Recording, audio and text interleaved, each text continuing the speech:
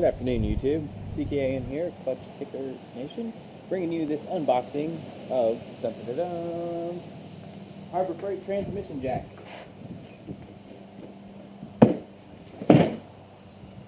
Picked this bad boy up for my clutch swap on my Infinity, which I'll be doing this weekend, and I'm going to try to get some video footage so you can tag along on that experiment. I call it experiment because this will be my first time pulling out a transmission on a G35 370Z, 350Z platform. Done it quite a few times on my S13, but this should be a new fun experience. So let's go ahead and see what this thing's got in store for us.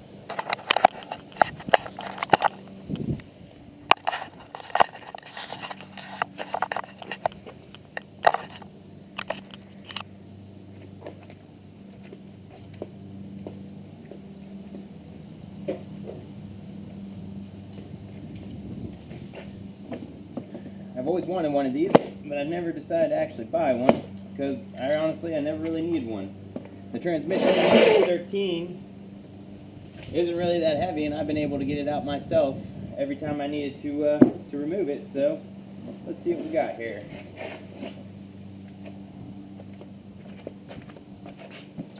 Alright, opening up the box, looks like we got some instructions, which, you know, I'll leaf through these later on before I use it. They don't look all that detailed, a little bit of a parts breakdown and probably general use. Packaging's not too bad, pretty much your standard cardboard box and cheap styrofoam. So we got a jack handle here. This probably operates the, most of the jack's functions. It's either probably painted. Can't say for sure. It doesn't really look. It might be powder coated. Either way, it's your standard jack finish. Probably not the most durable, but it'll get the job done. Now this one is rated at 800 pounds, so it should be plenty for what I need it to do. And there is a box in here. I wonder what's inside of here. Let's see.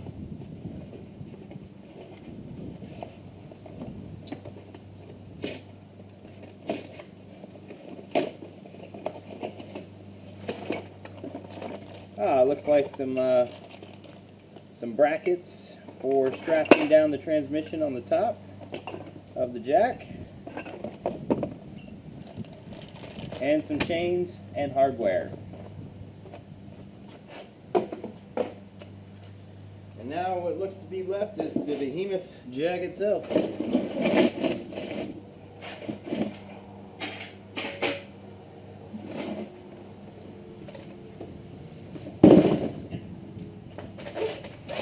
Just throw this stuff in here now and get you a better view of all the included items.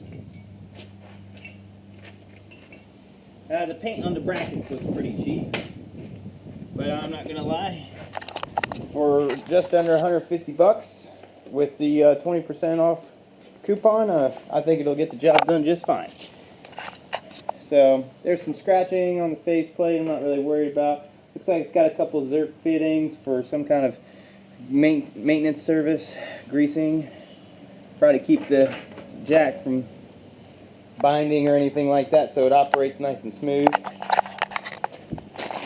The chain, that doesn't look like anything heavy duty, Chinese crap, but really it's just there to keep the transmission from sliding off, so it's not really there to hold it, like support its full weight.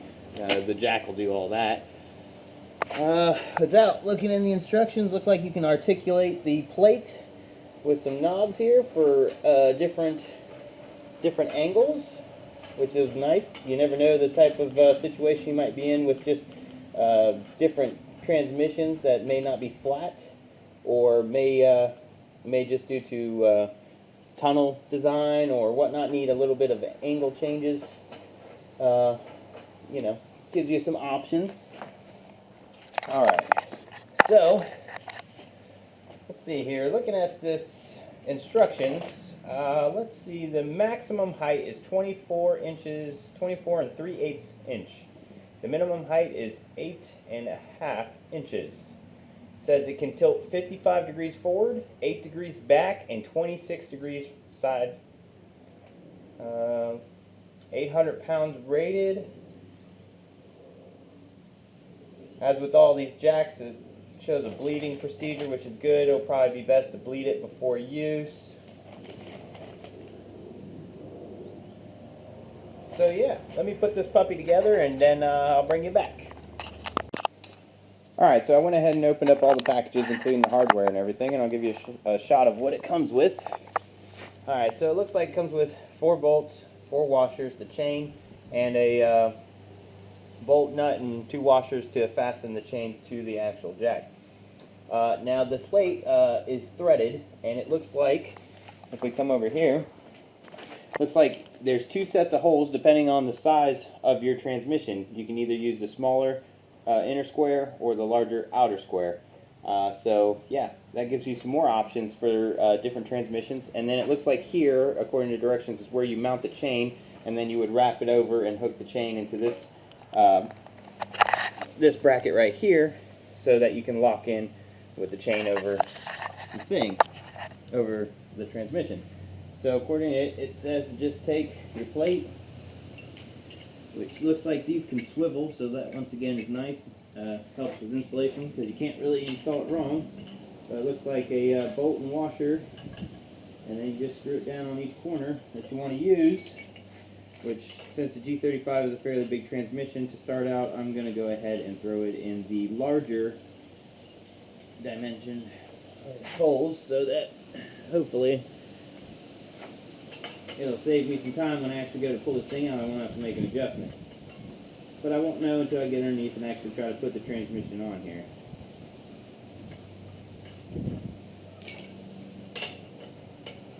So I'll loosely throw these on here for now.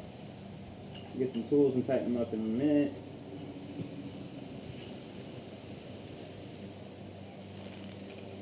And this, not sure if you cut it in half and bolt it. I'll have to check the directions, so I'll bring you back in a minute. Alright, so looking at the directions, it looks like you just literally bolt the end of the chain to the platform, and then the rest is used to wrap the transmission with. So that makes it fairly simple. You want your bolt, your washer, your chain, bracket, washer, and a nut.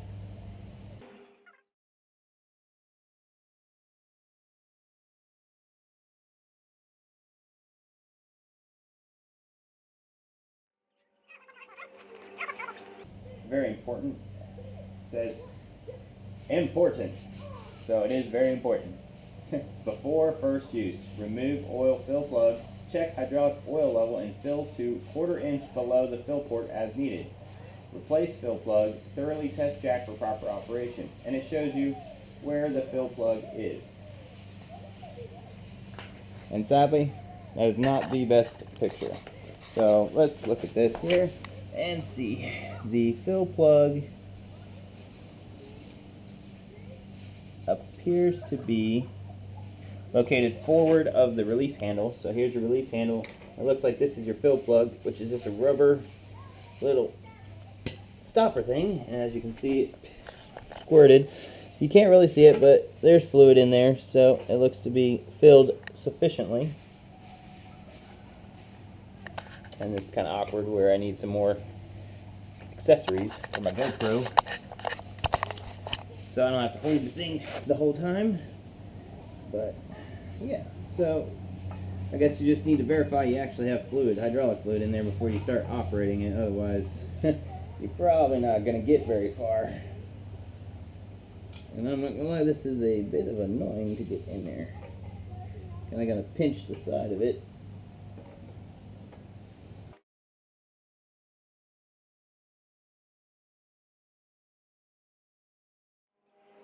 And it doesn't look to be powder coated, it looks to be painted, or at least the actuator is, because the little bit of hydraulic fluid that has been around this fill plug has already started to eat the paint off. So, definitely a cheap finish, but like I said, the price, you can't expect the world.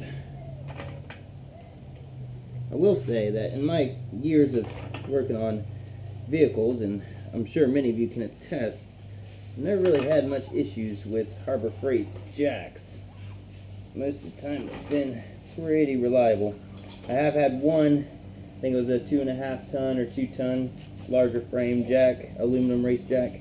I have had one wear out, or actually it didn't wear out exactly. What had happened was the threading part on the base of the jack, so pretend this is a normal jack, the little universal like contraption that goes from the jack handle down to the actual actuator that you, when you twist the jack handle, it tightens the valve, allowing you to have hydraulic pressure and raise the vehicle or whatever. It actually stripped out of the casing, so I could have retapped it and put it back in. It probably would have worked. I just had $100 or whatever. I just scrapped it and got me a new jack. No big deal. Alright, so most likely we tighten that like any normal jack, put this in here, and then we pump.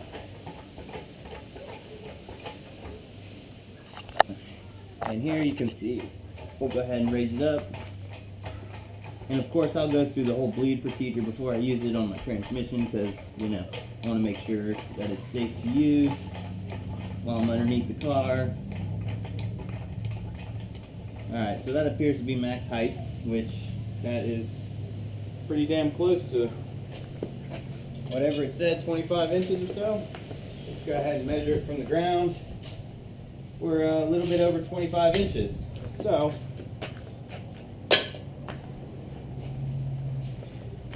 I'd say it definitely at least meets its recommended or rated height, and it probably just need a little weight to go back down. Alright guys, well, this weekend, like I said, on my Infinity here, we're going to be changing the clutch, and or at least starting the process. I got the weekend, so hopefully I can get enough time to actually get this bad boy swapped out. I got a lot of stuff to do it. I got some coilovers put on it. I got new spark plugs, the new clutch. I think that's about what I got sitting around for it right now. So I don't know. I haven't decided yet if I want to do all of it at once or just do the clutch and get it back on the road and start driving it. I'm really getting tired of driving my Civic, and you know, I just bought this thing a couple months ago and I miss driving it. But I may just do the clutch, get that all finished out, because you know, I got new Redline gear oil for the differential, factory transmission fluid, oil, engine oil, filter. So you know, I wanted to freshen it all up. Didn't expect the clutch to go out, but you know, hey, whatever. So, but yeah, I don't know if I want to do all of it at once, or do the clutch now and do the rest later. I don't know. That's yet to decide. But yeah. So stay tuned. Like and subscribe if you like this unboxing. I'll be bringing more products that I have coming in, and more that I find lying around I haven't got a chance to open up yet. I'll probably do some more unboxing videos. So look forward to those. And yeah, take care.